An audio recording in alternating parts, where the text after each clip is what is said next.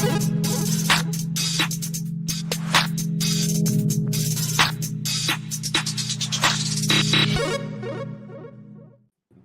5 in the books. The bad news, a lot of injuries.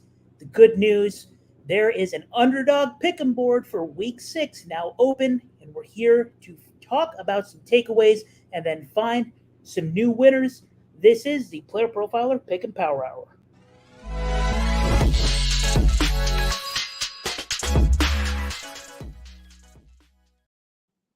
Welcome back to the Player Profiler Pick 'em Power Hour. We are streaming live on Facebook, on YouTube, on Twitter for the Wednesday show.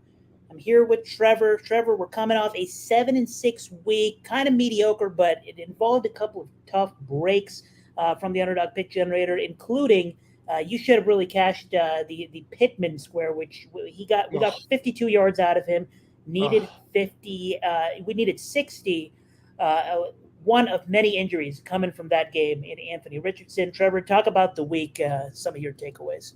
Yeah, I mean, that was Richardson loves Pittman, right? And we've seen now, right, if you own Downs, you're happy to see the backup in, and sad, that Richardson's done, but Gardner likes him a little better, and he still almost got us there. I mean, we know about the Achane news, JJ. I mean, it's James Conner. We saw Daniel Jones didn't practice today. They said Kincaid's still in concussion protocol. Almost nobody's making it out of concussion protocol in the first week anymore. They're pretty much saying you're going to miss a game if you're getting put in it for any serious concussion. Thoughts? It's just, injury Mageddon took place this week.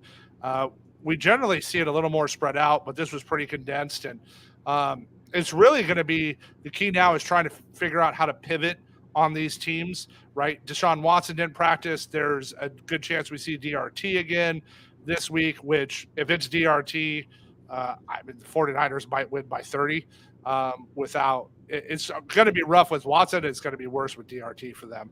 So it's rough in the injury streets. And I know everybody was scrambling that plays ESPN Sleeper Leagues yesterday. We got the big high stakes. All our waivers are tonight. I got to finish mine up after the show. And there's a lot of contingency bids because there's a lot of injuries. Yeah. And for me personally, I mean, I have, I'm several leagues with Devon Achane. It's one of the guys I was very high on, just the perfect system, breakout finder, told us he was good, landed in probably a top 2 situation. Maybe the 49ers would have been even better situation if Christian McCaffrey was not there theoretically. But the Dolphins probably hit the best landing spot for him. So not surprised that he was dominating the fantasy scoring, and tough to lose him there. And on one of my A-Chain teams, I just happened to have James Conner and Justin Jefferson, so I'm having a lot of fun. Yeah. But with regards to Pick'ems, we do have some good news, starting with Christian Watson is fully healthy, full go for the first time in week 5. Actually got his first touchdown in week 4. And, obviously we're on the touchdowns, need 5 for a push, 6 for a win there. Feeling very good about where we stand with Christian Watson if he can stick with, that 100% level of health. Right back in his first game. I'll talk a little bit more about the Packers in a bit, but you can see he is the alpha even in a game where Jordan Love was, again, not good. Christian Watson did his thing.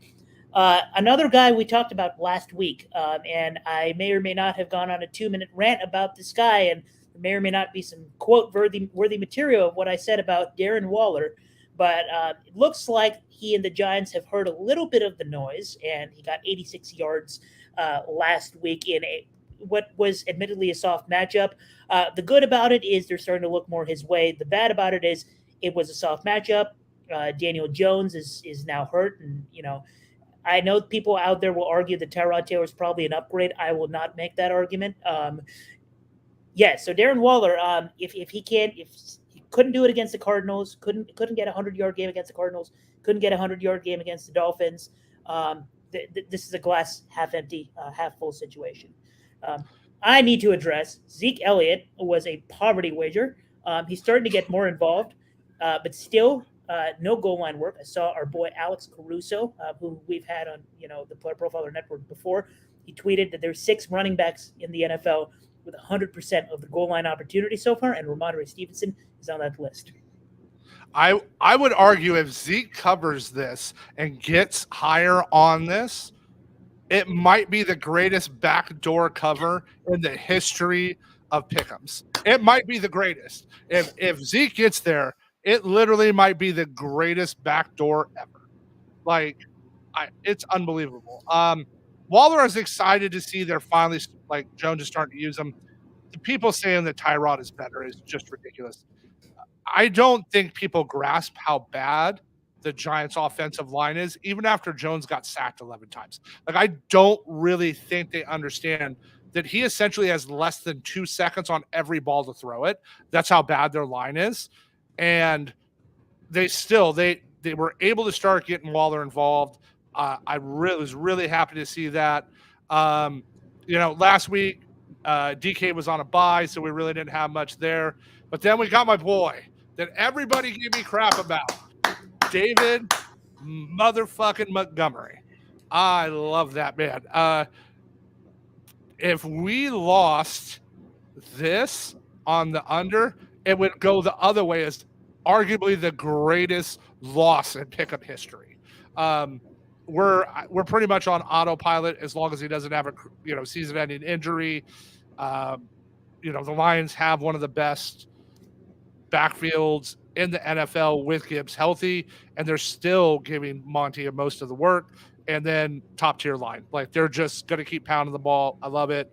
I wish I would have laddered him higher in a season long prop and taken like 10 plus. I considered it, and I chickened out. I've been getting DMs on Twitter over the last 3 weeks thanking me for posting David Montgomery very aggressively. So we took him in the pick'ems, and I wrote an article for preseason bets for season long. And to all of these people who've been DMing me with this David, talking about this David Montgomery raid, I can't even be happy because I looked at the leading the NFL in rushing touchdowns market, and I chickened out and didn't do it. So I can't even be completely happy about it, but we will take one more touchdown from him. We're going to wait on that. Might be. We'll get it this week. Yeah, might be in a few days. Speaking of season-long stuff, if betting does interest you, either game lines or player props, if you either don't have pick'ems in your state or you also want to bet on sports books and you can't, we have a show just for that. We do the bonus pick'em show for Underdog Fantasy Pick'ems on Friday evenings at 4:30 p.m. Eastern Time, and later on that night, you want to grab some ice cream, right before you go to sleep. I've been hearing recently a lot of people do this, having ice cream right before going to bed. I don't recommend it, but if you are that kind of person, a great thing to go with that ice cream would be the juice by our boy Memphis Young on the Player Profiler Network. But we are here for the pick'ems. And before we do that, just a couple of takeaways. I particularly, you're a 49ers fan. I'm a Patriots fan. This might be the biggest dynamic, mood difference between co-hosts in Player Profiler Network history in terms of how our seasons are going. The 49ers are the best team in the NFL. And the one thing that was in semi-doubt going into the season is Brock Purdy that guy? I've seen enough. He is. That's all I'll say about that. The Patriots in wide receiver separation, they rank number 32 in the NFL. By the way, there are 32 teams in the NFL. Their offensive line, pass block win rate, rank number 32. Special teams DVOA, they rank number 32. It's supposed to be the emblem of the Patriots, the special teams stuff. Mac Jones hasn't been inspiring, but as a Patriots fan, I want us to free Mac Jones, send him to a place that will at least make an attempt to make their quarterback succeed. I think Mac Jones has been put in about as good of a position to fail as you could possibly put an NFL quarterback, and that's all I'll say about the New England Patriots. I had a discussion with someone yesterday, and they were like, why wouldn't the Patriots trade for Kirk Cousins? I'm like, That is the most unpatriot thing to do ever. Like that's just the exact opposite of how Bill thinks. This is going to hurt you a little bit. I think Belichick is a good coach. I think he's getting exposed right now as not being a great coach. I think Brady masked a lot of things as we're starting to see. And again, I think Belichick defensively very smart. But however, right now, I mean, they ran the team without an offensive coordinator last year. Like, are they just punting for Caleb? Are they punting for Caleb? That's the question. Pun intended. Yeah. In reference to your 30-second in special teams. So, really, and then on the other side, Micah Parsons coming out saying, "Oh, we'll see you guys again." I would be worried if I am a Dallas fan. One, the 49ers, as we've seen how good they are, but they didn't show up for a game they needed to show up for. That would be a spot if I'm a Dallas fan. How do we get there? And then the big one for me this week is, what do we do, like switching spots? What do we do with the Colts backfield? Zach Moss comes out and I mean, it looks like JT. It's like one of those movies where they switch bodies and like they switch the person and then they're in a different body. Zach Moss looks like JT. Like he looks like JT rushing the ball. And if you're the Colts, especially now that you got to have Garner for 4, most likely 8 weeks, what do you do? Like, is it just a running back by committee? Like, I think it's going to be moving forward. I think they're going to split the workload as they work JT back in. And I think it's going to be mind-numbingly hard to figure out who's going to get the carries that week. Absolutely. And going back to your point about Josh Downs was someone I had for an anytime touchdown for those of you who dabble in that market last week. And seeing him rack up 97 yards and not find the end zone, I believe he had a few red zone touches as well, but no touchdown, was about as frustrating as it can get. Tack that on with Pittman not getting a few more yards we needed for him. A frustrating game, but also a testament to why we analytics people say running backs don't matter. For reference, what that phrase means is that the difference in adding Whitting to an offense between a Zach Moss and a Jonathan Taylor is not as large as that equivalent difference at another position. And it's fascinating to me to see to see Zach Moss go off against an elite run defense, right? This Titans defense was a pass funnel defense, right? And it hurt us that Zach Moss was balling out against that Titans run defense, because if he was playing an average game, they passed the ball more to Pittman. But that's enough in the rant department. We're here to find more winners. We're going to continue having injuries this season. It just is what it is, right? This is part of the game. But our job is to just look for spots that have value no matter what. And the underdog board is awesome because it gives us tons of options. It's Wednesday, and we have Thursday plays to talk about. Right before we get into this Thursday night football card, let's hear a quick word from our sponsor. Hey, so many ask me, what's wrong with sportsbooks? Why so many of them fail? The answer is simple. They don't innovate. They're just casino sportsbooks on a phone. That's all they've been. There are a few that are doing a good job. We partner with them. Most of them, not so much. Until Bet Openly came along. Bet Openly said, hey, we're going to innovate. We're going to do something groundbreaking. We're going to have peer-to-peer betting in all states, and you pay 1%. When you win, you pay just 1% on your winnings. You heard that right. It's 1%. With code Underworld, you qualify for just that 1% transaction fee on Bet Openly. It gives you ultimate flexibility to set your own lines and browse lines that others have set. Think about it. That's what betting should be. And now that is the reality. BetOpenly.com. The code is Underworld. Check it out. We are back on the Player Profiler Pick Em Hour, where we are about to dive into the pick 'em board for NFL Week 6. We are on the Wednesday show, also streaming on Facebook, YouTube, and Twitter. And we are going to share a screen right now, or we are sharing a screen right now. If you are in stream with us, you can look at this board yourself. we're on Underdog, and there's a lot of sports going on right now. The WNBA is on. The NBA is starting soon. NFL obviously is why we're here. The MLB postseason is going on, and Underdog is doing all kinds of promos, and you can get in on the action with promo code Underworld upon entry. You see on the screen a Trey Turner bases play. I personally would be leaning the lower there. I'm probably going to lock that in right after the show before the game starts. Asia Wilson, 21.5 points, and 100K Sundays. And we have plays for 100K Sundays, pairings for that for you when we do the bonus show on Friday, as well as early picks for the weekend on the Underdog Pick Generator, which you can have access to on the DFS Dominator on PlayerProfiler.com. And as always, hop in the Discord, Player Profiler, and we are dropping entries all the time. Both Trevor and I are in the Pick'ems channel pretty much every day, labbing and dropping some long shots along with the plays that go out on the show. Trevor, this is an interesting game in some good ways and some bad ways. So Broncos Chiefs, we all know by now how many of these primetime games end up just being horrendous games, right? I feel like the only competitive games so far have been the last one, the Lions, or not the Lions, the Packers and the Raiders. And then week 1, where David Montgomery, reminded everybody, hey, I'm here.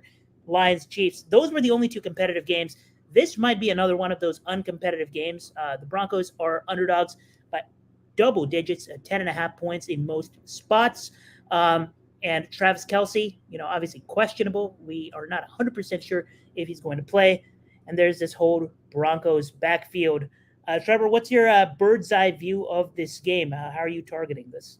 So it's interesting. I was listening to a show, and the players were talking about how they actually love Thursday night games.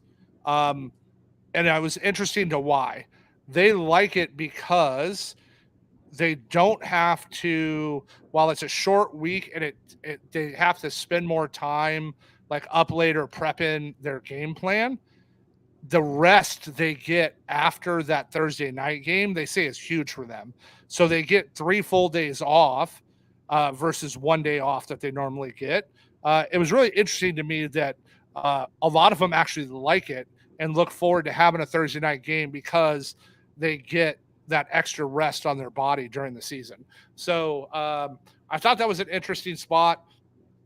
I am interested to see where this goes. Again, Travis Kelce, why did he have that issue? Because his foot slipped and then it caught the turf. I am a banned turf guy. This is a $20 billion a year company between all these teams. They can all afford to put grass in. And I think we would see significantly less injuries. I think it would be, I don't know why they're not doing it. So it's an interesting spot. So the play we want to look at and who we want to lock in before we get Kelce news is Mr. Rashid Rice. So Rashid is, I'm a big fan. I loved him at SMU. There's a reason Kansas City took him in the 2nd round. They let Tyreek go. And the first 2 weeks were a little slow for him as far as his usage goes, right? As we started getting going, it was a little slower, like right out of the gate. He had 11 routes and 6 routes in the first 2 games. Since then, he's gotten used the last 2. He now has 24 targets. That's 2nd on the team next to Kelce.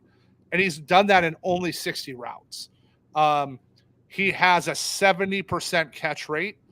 And essentially, it's those, that first a little bit in the 3rd and 4th game, he has 17 receptions.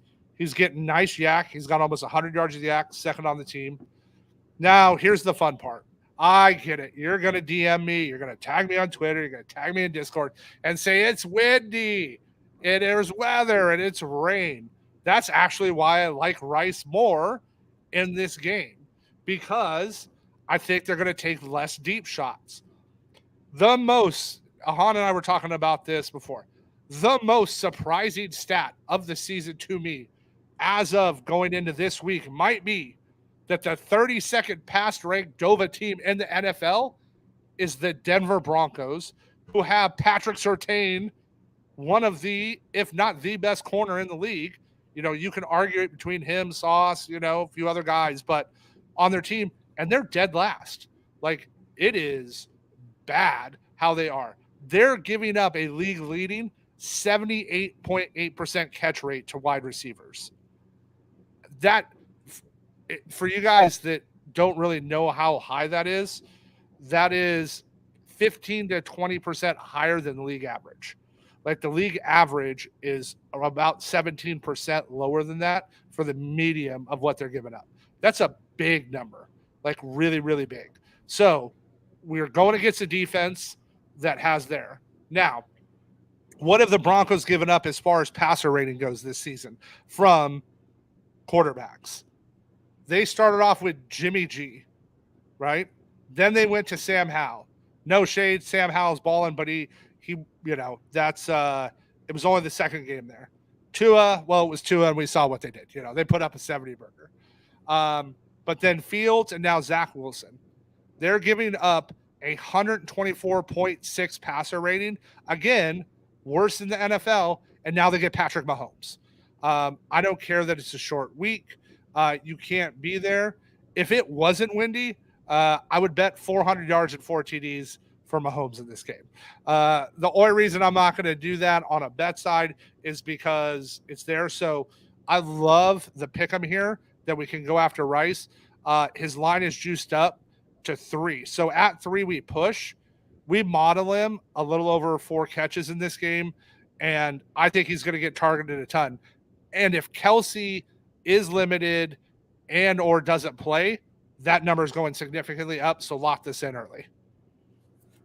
I love it. Rashee Rice is a guy that it feels like almost full circle. So I was on the Dynasty, or it was then called the Writers Roundtable. Now it's the Dynasty Roundtable, with our boys Matt Babbage, Seth Dewold and company. And before draft season, one of my biggest agendas was that Rashee Rice needs to land in a situation like the Kansas City Chiefs. And I called out the Chiefs as a great situation for him. Here we are, and he's on the Kansas City Chiefs, the breakout finder like Rashee Rice.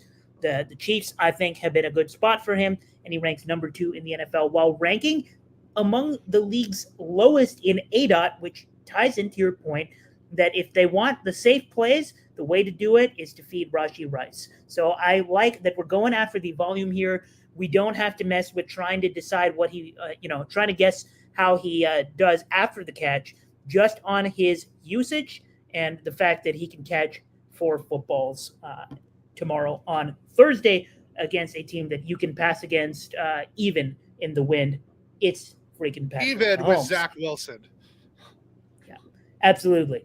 On the other side, I'm pairing this with, again, another play that if you haven't been watching closely, maybe you don't realize that Russell Wilson is the least of the Denver Broncos' problems this year. You mentioned how bad the defense has been. The offensive line has not been good either. It feels like the Broncos have been the most surprising team to me from top to bottom, not just because how bad their defense has been, but of how good Russell Wilson has been trying to keep this team in football games. He ranks top 8 in the NFL in adjusted EPA per play, top 10 in success rate.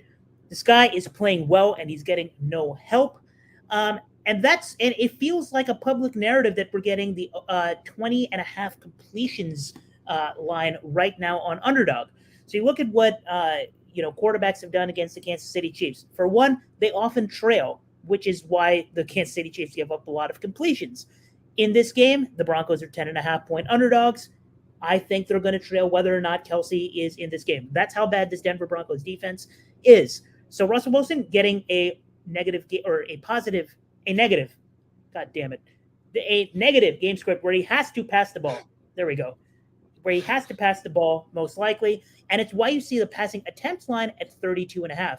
Now you look at what kind of defense we'll see from the Chiefs. The Chiefs rank number 4 in man coverage. Russell Wilson ranks number 5 in passer rating against man coverage and number 10 in completion percentage against man coverage. Most of his pass catching room is healthy. The only change we might see is this backfield situation, whether Javonte is playing or not. Regardless, He has running backs that he trusts as well for those short passes. I like the completions because, again, in case this game gets gnarly weather-wise, you have the short routes and Russell Wilson going to make good decisions. The take-home point is Russell Wilson is second in the NFL in throws under pressure. His offensive line hasn't been good, and still he's had to throw the football, so he's seen a lot of pressure. The Kansas City Chiefs, among the league's worst in pressure rate and in pass rush win rate.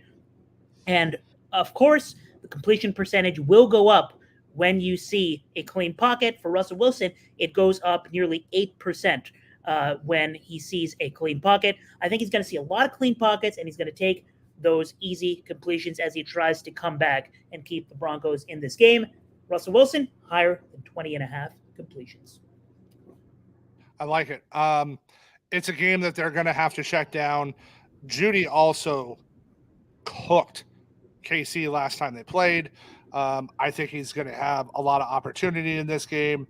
And this is a spot, again, I think they're going to do a lot of check down. The completions are going to be there. And at that 32.5, they're telling us, hey, game script wise, they think they're going to have to throw the ball. We saw, I think he had almost 40 attempts against Miami when they got blown out because they were just trying to do anything they could.